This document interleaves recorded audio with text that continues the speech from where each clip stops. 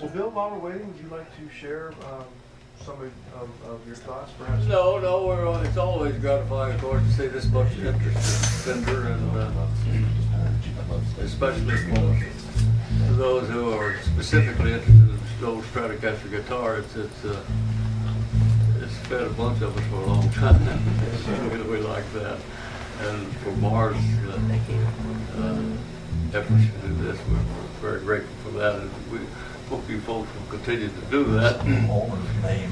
Bill, thank you for coming out, and the rest of you Fender folks. Good to have you here. About the only thing I can add to that is maybe we'll get a few tunes that we know that go back quite a ways, and some of you may be old enough to remember it, and if you don't, well, just pay no attention, we'll learn it.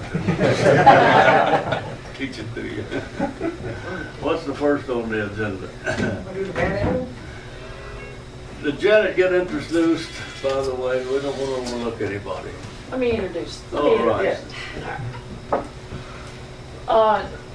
We're really lucky to have Janet Lynn Wilson here, wife of Brent Wilson on the bass.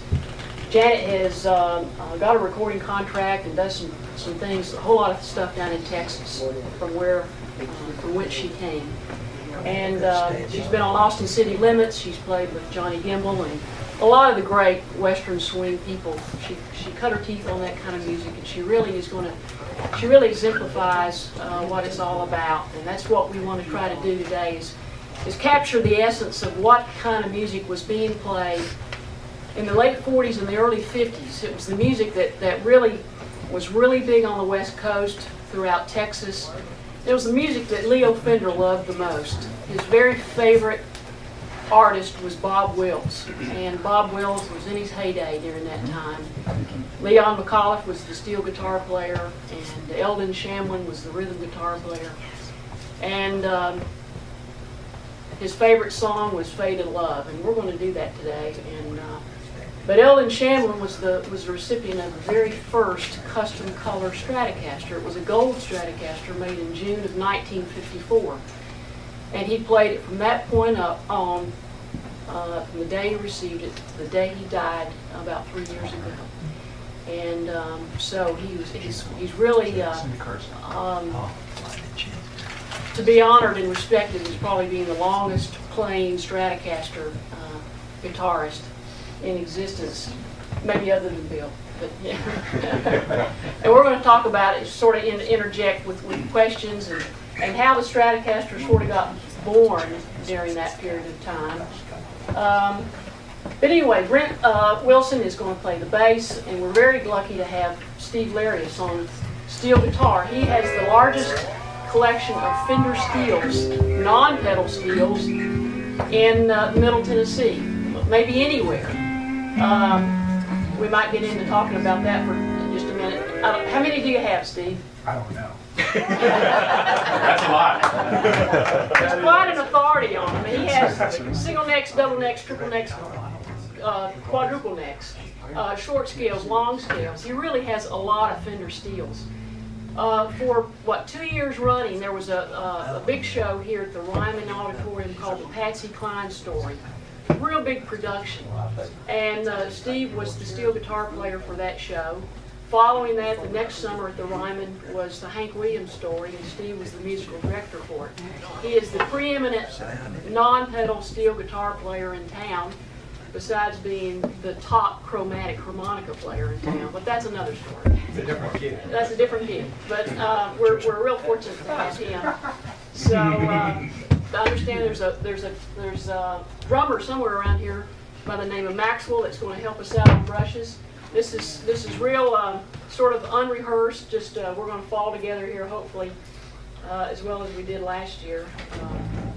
So, without further ado, maybe we'll play a song and then talk some more and have questions.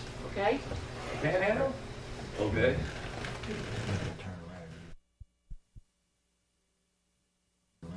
1, 2, 3, 4, 1.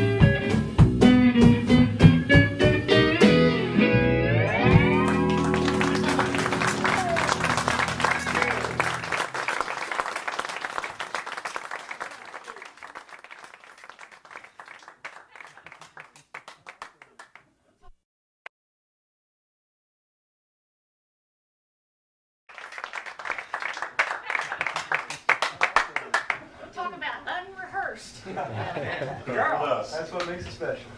Now clean that up, will you?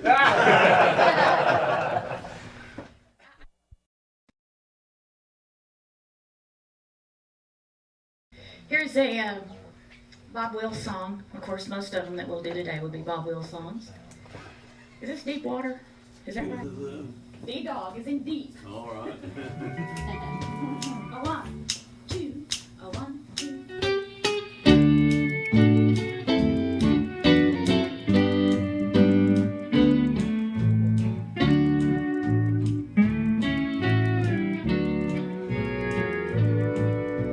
I'm drifting into the deep water. I'm starting to care for you. You're getting me in deep water. Come on, Max. Be careful what you do.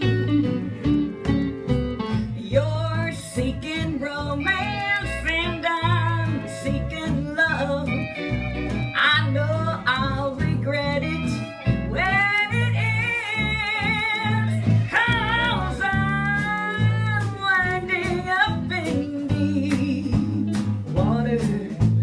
Why can't we just be friends? All right.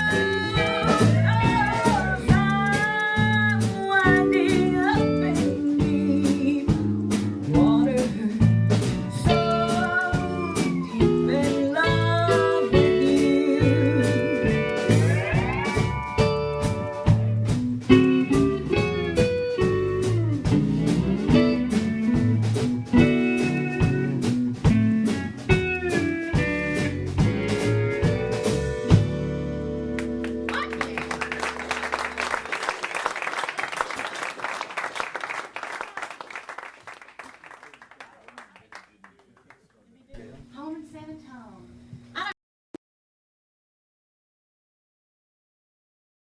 San Antone. I don't know why there's so many swing songs written about San Antone. I think it just sings well or A something. lot of good things came out of A that. lot of good things came out of San Antonio. See, child. See? See? I think, don't let folks say no. Yes or no? A 1, 2, a 1, 2, 3.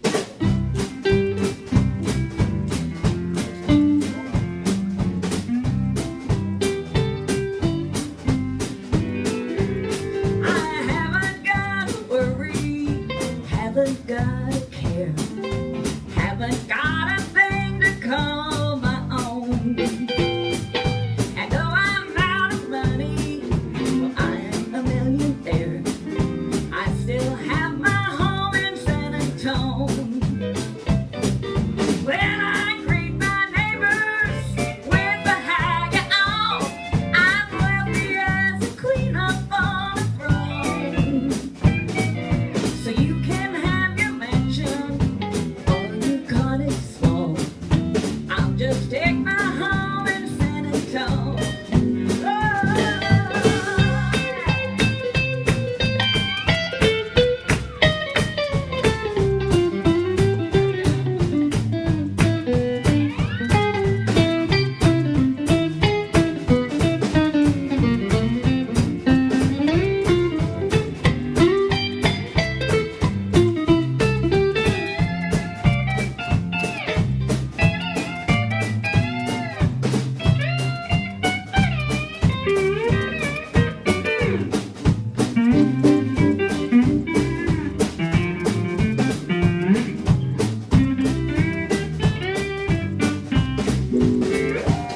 I travel across the country on my merry way. I've been in crowds and felt I was alone.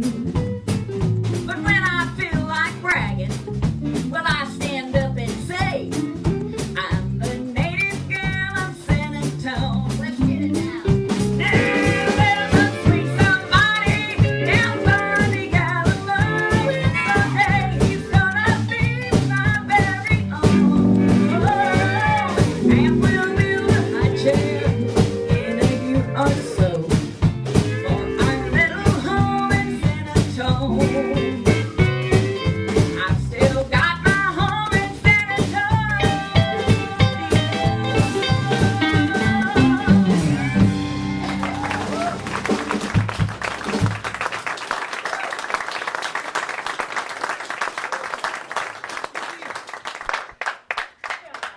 All right. If I can impose upon Willie, since he wrote a book about Bill, and it's all, the premise upon Be careful now, will you? this whole thing is really the Stratocaster. And if Willie, if you wouldn't mind just bring us into the development of the Stratocaster by asking Bill a few questions about the transition from the Telly into the Strat, that 1952-53 era, if you would. Is that okay?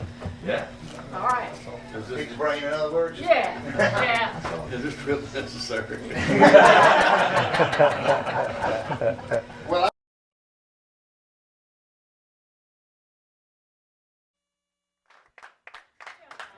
All right. If I can impose upon Willie, since he wrote a book about Bill, and it's all, the premise upon Be careful now, will you? this whole thing is really the Stratocaster. And if Willie, if you wouldn't mind just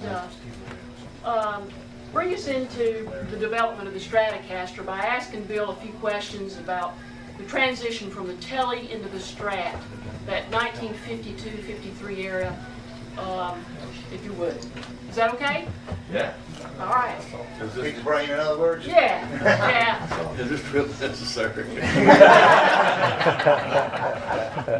Well, I don't want to start off on a negative way, but why don't you tell us how you've got your Telecaster, first of all, and your amplifier, and what you had to do to acquire that from Leo Fender. See, one point of order needs to be made here. This is the 2001 is the 50th year of association of Bill Carson with Fender Musical Instruments.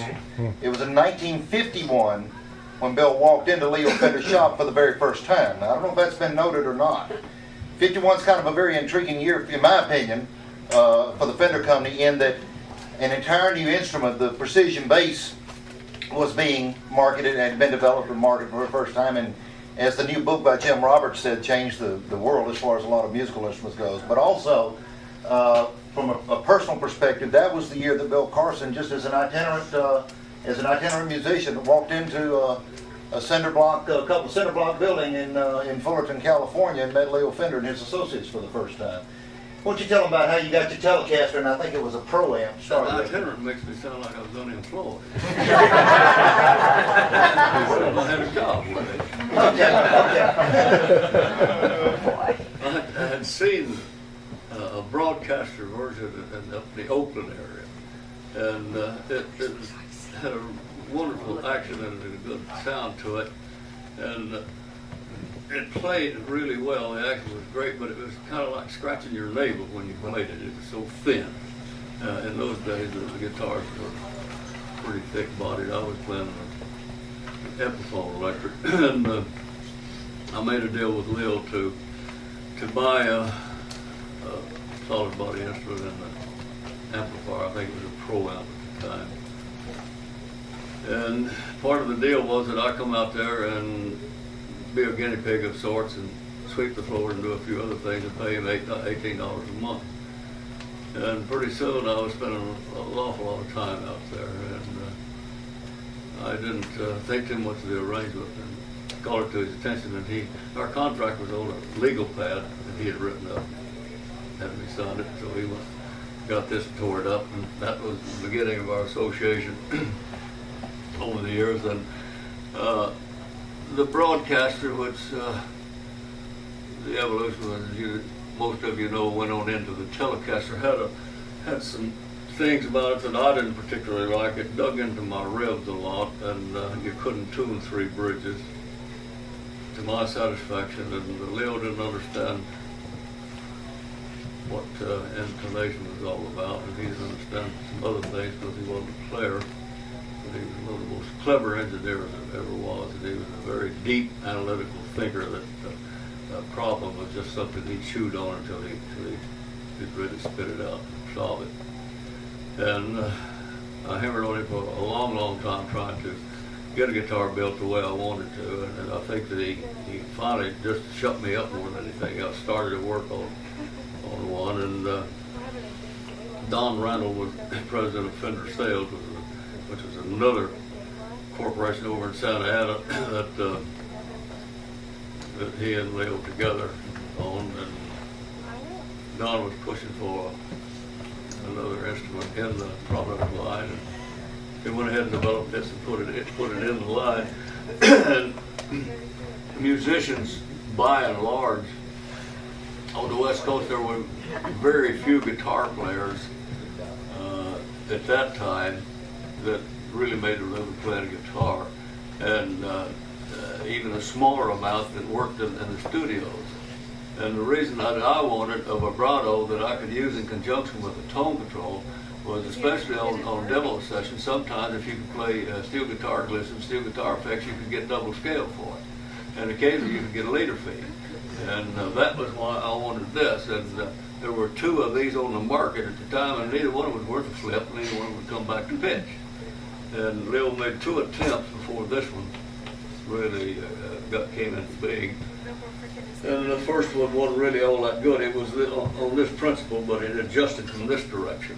The screws were here, and that was no good. That had to be changed, which he did, put it back here. But that was the reason for the vibrato. And to use that with the tremolo worked out pretty well for me. Those were things that I wanted. It was born out of necessity more than anything else. He didn't understand it, didn't particularly care one way or the other, as long as I think that I shut up. And then along about that time, a guy named Freddie Tavares, who was a very talented engineer and musician, and man with great musical and personal integrity, came aboard, and he helped a great deal to make Leo understand the really the importance of being able to intonate a guitar. That if you pull the string down, it's going to go sharp if it isn't tuned properly from the nut to the bridge. And the importance of being in tune was that a producer wouldn't call you back. In those days, it wasn't that you played a lot of lead lines on recording sessions, or not actually too much rhythm guitar. On electric guitar, you played parts maybe with a brass section or a reed section. And if you played out of tune, the producer wouldn't call you back. And I took the old Telecaster and the broadcaster and sawed the bridges into it, propped the odd pieces up with the bits of sandpaper off of the stroker batches, and showed him what the difference was. And it was a real bear that if you ever broke a string to try to get that thing intonated. It took a long time to do it, but it worked. And after we got that first model prototype going, the guys on the West Coast would borrow that thing and well, that instrument, and I'd have to get out and run them down. They wouldn't bring it back. It played so good.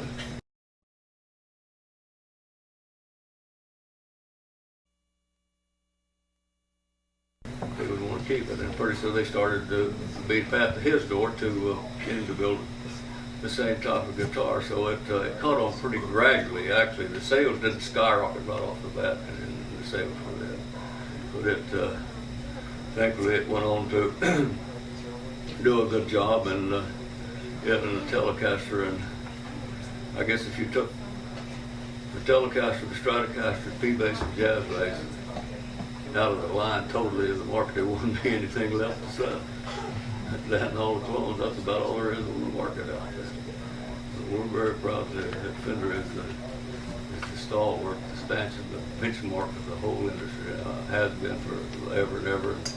And I'm going to die with my rock and roll shoes on as long as Bill shows up there, right?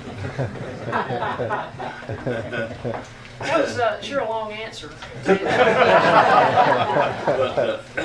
don't ask me any more questions. Why don't you, since you mentioned the vibrato, which was so important to you at the time, how you just do a gliss or two with the volume pedal to show the folks what you're talking about, kind of thing.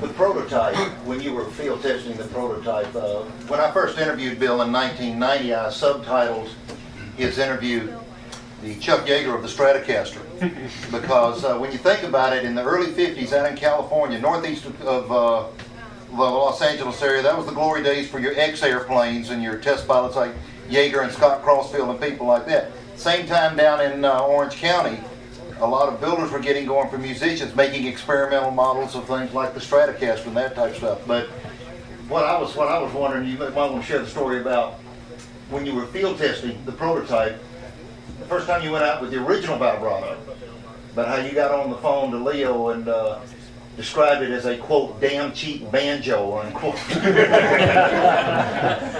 Well, they had made a change from the time that I played the guitar last. We were going through this vibrato system as to putting it together, and it's got a 3/8 inch thick block by 3 inches wide, and it's drilled out of hot rolled steel, made out of hot rolled steel, and drilled, tapped and drilled it, and it worked fine. The sustain was good, and everything was pretty good, and I got it on the job, and it did. The sustain just quit. It had a real fast decay. Like I told him, it sounded like a damn electric banjo that had gone wrong. And I thought it was the pickups. And he said, there's nothing wrong with the pickups. We didn't change it. Bring it to the shop and we'll get it, see what's better. Freddie had had found a piece of pot metal that milled a lot better, that worked a lot easier than the steel did, than the hot rolled steel. And he had made a tremolo block out of this pot metal. And that's when we found that the porosity of certain metals didn't lend themselves to sustain at all, that it took mass and weight and a particular type of mass in order to get something that would stay out there. And he said, hit a note on Labor Day and here at Christmas, you know, keep it going out there. So that was our first eye-opener to having weight and mass involved in a string signal that would keep oscillating over the field. In terms of the Stratocaster originally having been designed, at least in your mind, with most of your input, to emulate a steel guitar and to be primarily associated with the Western swing type of music, how did you feel when people like Buddy Holly, for instance, started shifting over to using the same guitar and translating into rock and roll? Not very well. I didn't think much of it. That's when you went full-time with Fender, Yeah. right? That stopped me from playing music altogether, that kind of stuff. You got to be prepared to accept all forms of music. And I spent a long time learning how not to play like that. And it was kind of a rude awakening, you know, when it became so popular. Those guys just made millions of dollars playing like that. And so I thought, well, it's time for me to stop that and go to work inside, which I did. And I don't know whether that's any kind of answer to your question or not. I am glad that we have been in the forefront of all of that, because there was a time when rock and roll guys wouldn't be caught dead playing the instrument that a Western swing guitar player would play, and vice versa. And then gradually, over a period of time, everybody was playing a Stratocaster. It didn't make any difference what kind of music they played. I think it was the only instrument that really spanned all forms of music. And that made me feel pretty good, yeah. Are there any other questions while we're on that subject before we move on to something else? It's a wild crowd tonight. Feature him on that B-flat blues. All right.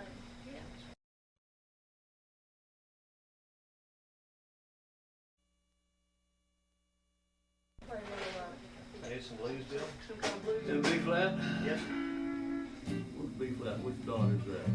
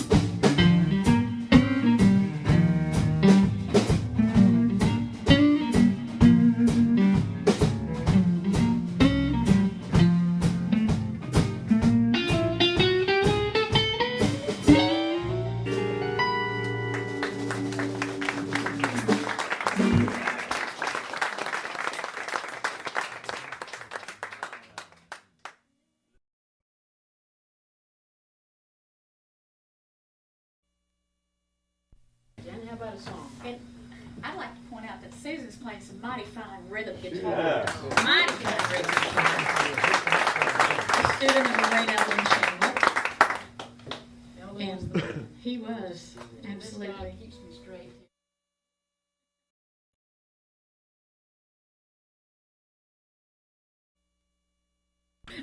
Let's do Leo's favorite song.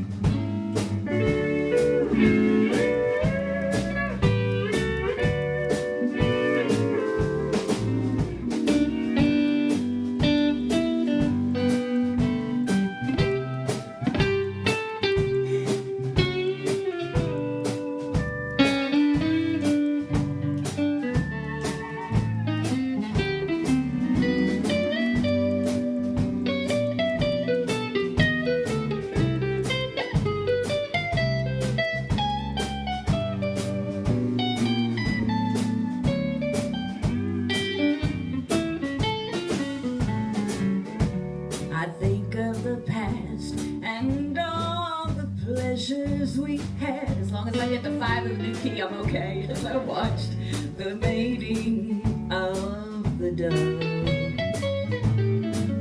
It was in the springtime that you said goodbye. I remember our faded love.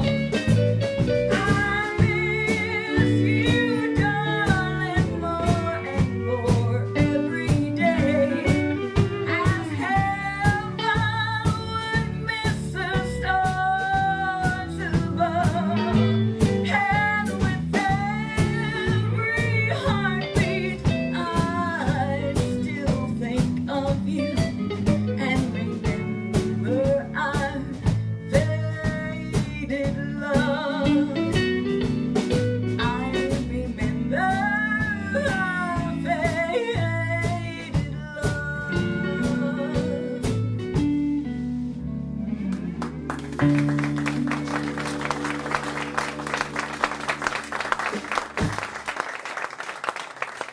That's always a fun one because everybody has their own key that they like to play it in. And I sing it in a girl key, so it kind of makes it interesting up here. Which makes sense since I'm a girl, I guess. Let's do Leo's second favorite song now. What's that? The San Antonio Rose. Okay. Y'all can instrumental and whatever you want to. I sing it and eat. So, y'all take it to town, and when I hear the bee, I'll come in, okay?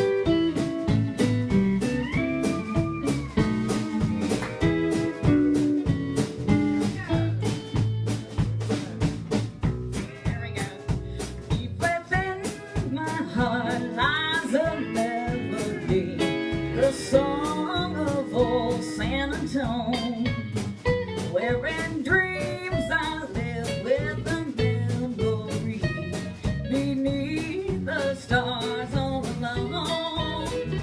It was there I found beside the Alamo, enchantment strange and so blue up above that moonlit path that only he would know.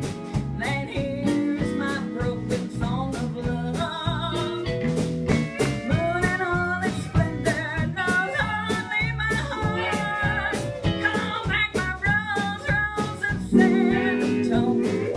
Lips so sweet and tender, like petals falling apart. Speak once again of my love. Broken song, empty words I know, still live in my heart all alone. And that moonlit path beside the Alamo, and rose, my rose of San Antone. Oh, yeah.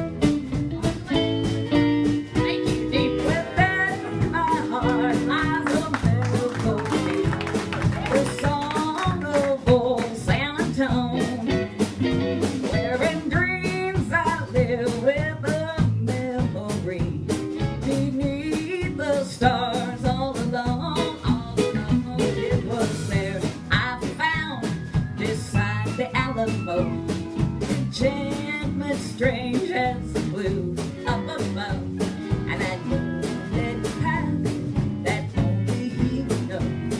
Then here's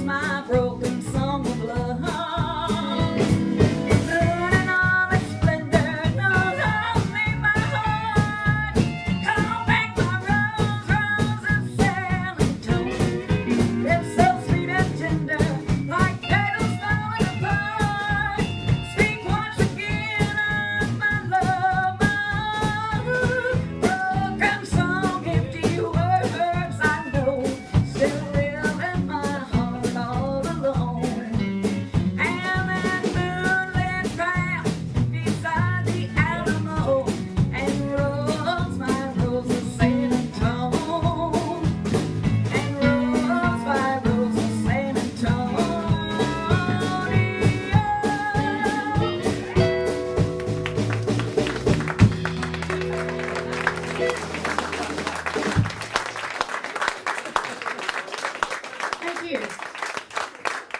And those extra endings are free. I think we've got another instrumental featuring Steve here.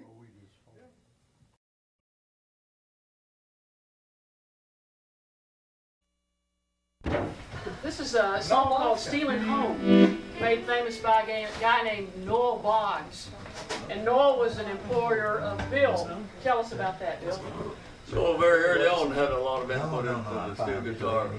With early Fender history, he was much like myself. He was a guinea pig of sorts. He and a guy named Alvino Ray that did some steel work on the West Coast, and he packed stuff back and forth. And as the pedals came in and became prominent, Noel was one of the few that elected to stay with this type of steel guitar as opposed to doing pedals and the like. He made himself quite a name on the West Coast and others. He did stuff with Noel Boggs, Jimmy Wakely, Fade Cooley, others out there. He was quite an artist in his own right. Very good man, a good player. He had a lot to do with the foreneck too, didn't he? Yes, a lot to do with the bass foreneck and the bass line. The bass neck on that particular instrument was one of his ideas. The longer scale, I think, was one of Roland's ideas.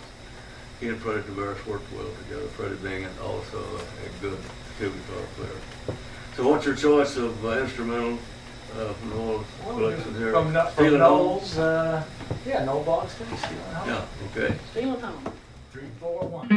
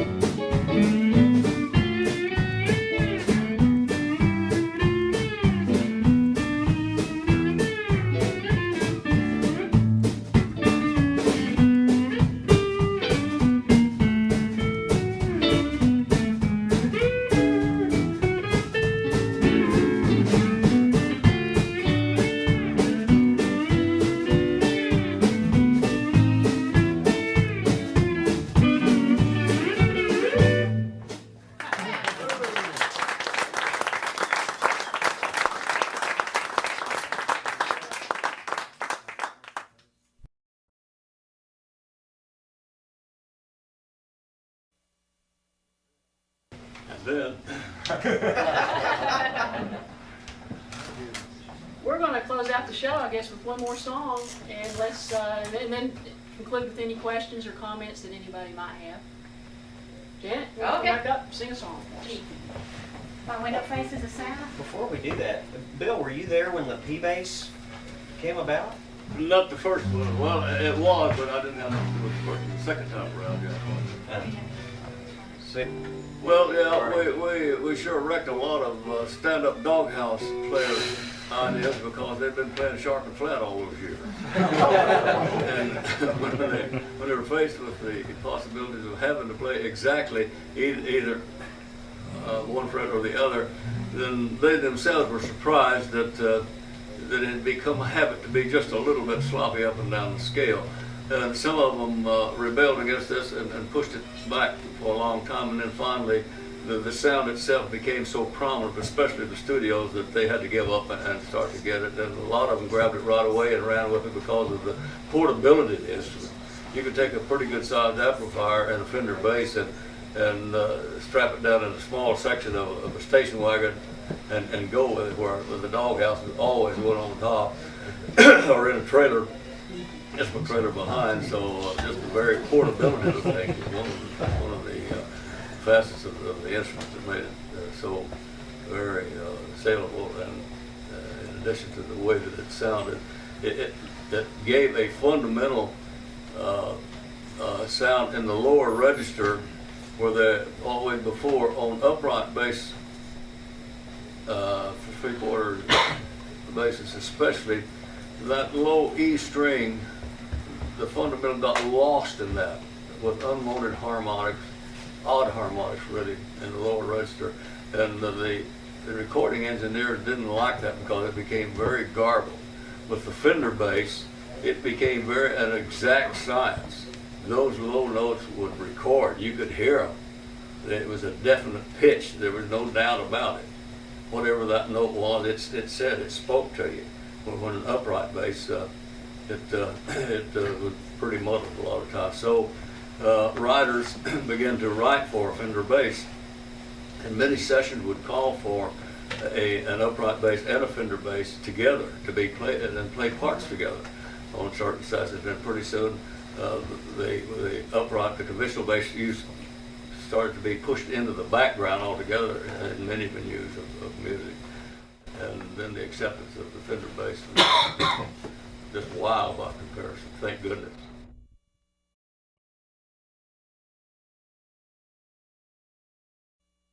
One, two, three.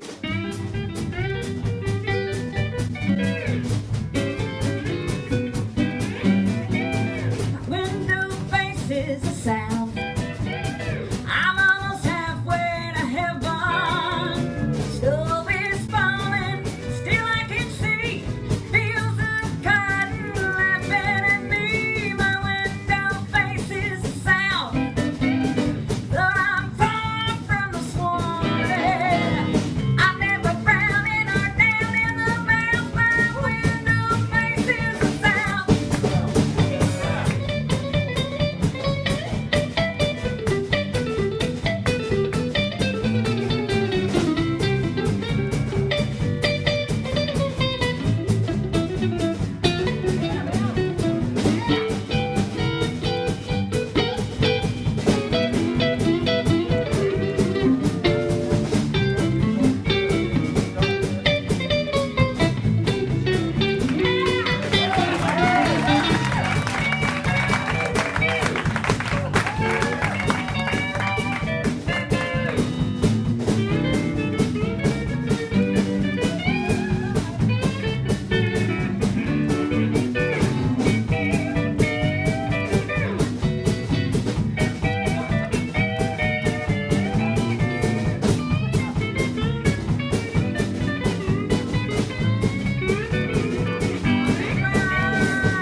Window faces a sound.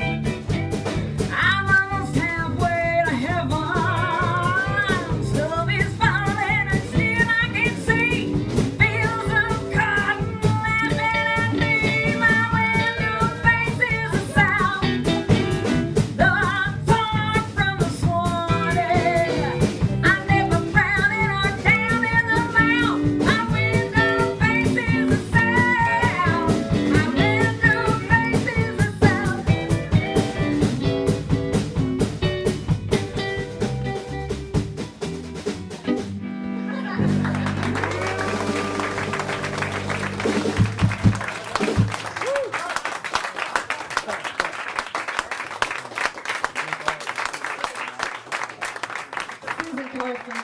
wonderful. My friend Max back on the drums. God bless you, Max. Thank you so much. Brent Wilson, Steve Larios. I'm Janet Lynn. Thank you. Thank you, Fender, and thank you, Mars.